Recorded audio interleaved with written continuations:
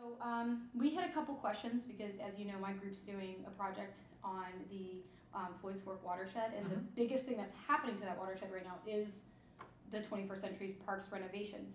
And so, as of right now, we had Russ Barnett come into our class, and he spoke about the Floyds Fork watershed, and he commented that as of now, within the watershed, there is only about 14% impervious surface, which is quite low, and we were wondering to what extent that will increase after the actual park is done. You can ignore the possible developments that will occur in the future around the park, but I was just wondering what is the amount of impervious surface that would be in the park? Yeah, that would be put on. Yeah, we haven't even calculated that because we retain all of our water on site from any of our parking lots. Oh, really? Infiltration basins, so we have no stormwater impact. Oh, okay. We absorb everything on site. So what are you? What are the basins that you're using? Are they the like alongside of the swales? Swales. Yep. You mentioned that in your presentation, Yeah. so we were just wondering, what are those going to be like gravel or? No, they're just, we have so much space with natural grass that will go warm season grasses, sedges and rushes, and then they're designed in throughout the park. We design them architecturally, so they shape your view the same way Olmsted would shape your view, so we look at it as a plus. Oh, okay. Well, that's very nice. So then along the Louisville Loop, you're going to be using, you said asphalt? Asphalt and concrete. And concrete. Yep. And we were wondering if there are any parts in the park where you could use pervious surfaces. We could, we can't, we don't want to on the loop because then for accessibility, you get really problematic. Even if you're biking, the pavers sometimes it don't gets work. quite wet, yes. Well, and it's a traction deal for high-speed baby joggers or anything like that. So for various parking areas, we'll look at pervious paving systems. For special event parking where we can let the grass grow up high to disguise them and then mow it down, we actually want to cut. Okay, so that was going to be one of our recommendations, is that like wherever possible, just try to put impervious surface, because what 21st Century Parks at least told our class is that you would like this to be a model for future parks. Absolutely. And so we felt that as a model, you should be trying to be, I guess, using as much impervious or pervious surface as possible to lower your impact on the actual watershed. It's a cost-benefit analysis. Yeah. I mean, because resources are finite no matter where they are, and we've evaluated that cost against handling it with swales on site. And one thing that we have is plenty of land. Yeah. So we can do that most reasonably and accomplish our environmental goals. Yeah, I really liked that you guys are using the grasses. I think that's a really great idea. I love grasses. Okay, so then my next question that my group had was, as far as the water playground goes, what is the exact like chlorine content of the water? It's city water. It's just city water? We don't treat it any further. Okay, so that was one of our questions, because we thought, oh, this is probably chlorinated, but if it's not, then that's good. It's standard drinking because we were water. worried about it impacting the stream in the area. Yeah, and then what it does after we're done with it, it goes through a riparian forest planting, where we do a hardwood forest riparian area. Okay. And that's our infiltration basin for it. So you'll see plants such as cypress, sycamores be planted in there over the next couple of weeks. Yeah. And that's what will actually absorb it, is those roots. Because we visited the park last month, and there wasn't much of a hardwood riparian area at that location. Oh, there's none right now. Yeah, it was a lot of just grass, normal That's grass. not even normal grass. Yeah. That's bad stuff to us, because a lot of that's invasive. So we will come in actually and kill it. Oh, okay. And then we come back in with native grasses and our native trees. Okay. We're planting about 20,000 trees over the next 2 to 3 weeks in that area. Okay. What are you hoping that this park will do for the area? Bring in more people? Yeah, it's going to do a lot of things. Is number one, you've got to put the green infrastructure into places ahead of development. Too often we try to do parks after the residential neighborhoods are in, but if you look at the great parks around the city, around the world, the park was there first. Central Park in New York, I always use as an example. Fairmont Park in Philadelphia. Bidwell Park, Chico, California, the list goes on and on. So the goal is do your green infrastructure first. And so we think our park will help shape Louisville's future. Kentucky is going to urbanize. We see that increasing. And Kentucky right now has a pretty healthy urban-rural split. Demographers tell us that it's going to be an urban century we're coming up to. And everything, notwithstanding any additional growth in Louisville, natural growth alone should bulk us about another additional 250,000 people by 2050.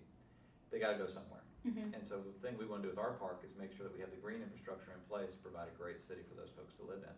We hope it does economic development. We absolutely hope it makes people want to locate their businesses and their families here in Louisville. We hope it makes people healthier. Kentucky has horrendous health statistics, so we need to be fit, more active. We hope our park does that. We want it to be an educational program as well. That's the only program we're going to offer. So we increase scientific literacy by using the park as an outdoor laboratory, as a school. So we have funded what we call the outdoor classroom in the Parklands. That's going to be provided to all JCPS schools, and everything from K to 12 to adult education. And most importantly, we don't think you can appreciate or even really participate in the dialogue on conservation unless you understand what you're conserving. And so few people here really can name you the oak trees that they see out in the woods, or can tell you when the salamanders migrate. We believe no matter what, you have to have that understanding and appreciation of your local environment. Whatever value you take from that's fine, but we're going to give you a place where you learn about the science of living in this part of the world.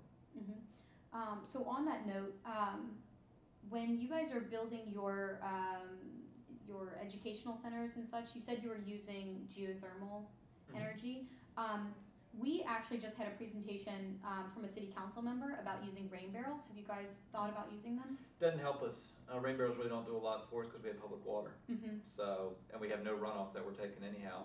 So we're able to send that off to our warm season grass areas anyhow. Do you think you'll use them though, even as an educational tool? I don't know. It really hasn't hit us as a key part of our mission. Our mission, we think, is larger scale, where we will do 400-acre forest blocks, and we'll do larger riparian buffers. That feels more comfortable to us than doing the rain barrels, because they're done everywhere else. And we think there's a pretty thorough understanding of that already. And it feels like if we did it, maybe we're just doing it because everyone else is doing it. So we're always looking for where's the gap in Louisville's conservation community that we can fill. And that becomes, we can do habitat projects scale-wise because the acres we have that are much larger. And that's an easy place for us to rest. What other, I guess, green energy are you using? Is it only going to be the geothermal then? Actually, we even took geothermal out because of budgetary reasons. Our buildings could all have LEED certification, but we, as you heard me mention in class, we elected not to pursue that. We thought buying more land was more important than getting a piece of paper on your wall that says you're LEED certified. It's a bigger footprint for us. The green energy elements is, we use LED lighting. We're using energy conservation techniques throughout the park. We are a dawn to dusk park, so you're not going to see us light big softball fields and those sorts of elements. And that's the strongest statement we're making. So you don't think that undermines at all your goals to be a model for other parks? No. Okay. Not at all. Okay, so and then the outdoor classrooms, have you thought about cooperating with any of the local universities about getting them to have like volunteer opportunities? Oh yeah, we'd love that. And part-time and teacher co-op positions. We think we're a great place for the next generation of teachers to learn how to teach. We're all over that. And most importantly too on that is we're working with U of L to ask, does it actually make a difference in the student's performance? Is a lot of folks, and we're big believers in the Richard Louv theory, the last child outdoors, but what we want is the data, the empirical data. Are the programs we're delivering making a measurable difference in student performance in the classroom? And that's what we're asking U of L to help us figure out now, where we could possibly follow a cohort through 12 years and see if really sustained, in-depth, not just a field trip to the woods, look at the woods and leave, but in-depth outdoor education makes a difference in student performance. Is there anything else you would like to share? I think those are all my questions. I don't know if there's anything else you'd like to share. I don't know, you guys got a pretty good summary. I think the big takeaway from our park is we are unapologetically an urban park. There are people that believe that our park would only be successful if we bought all the land, which we did, and put a gravel parking lot at one end, a gravel parking lot at the other, and a trail in between. And that's a perfectly fine view. We took a different approach. We said having park roads, having trails, having soccer fields is what an urban park should do. So we serve everyone, and not just folks that drive Subarus and ride Cannondales.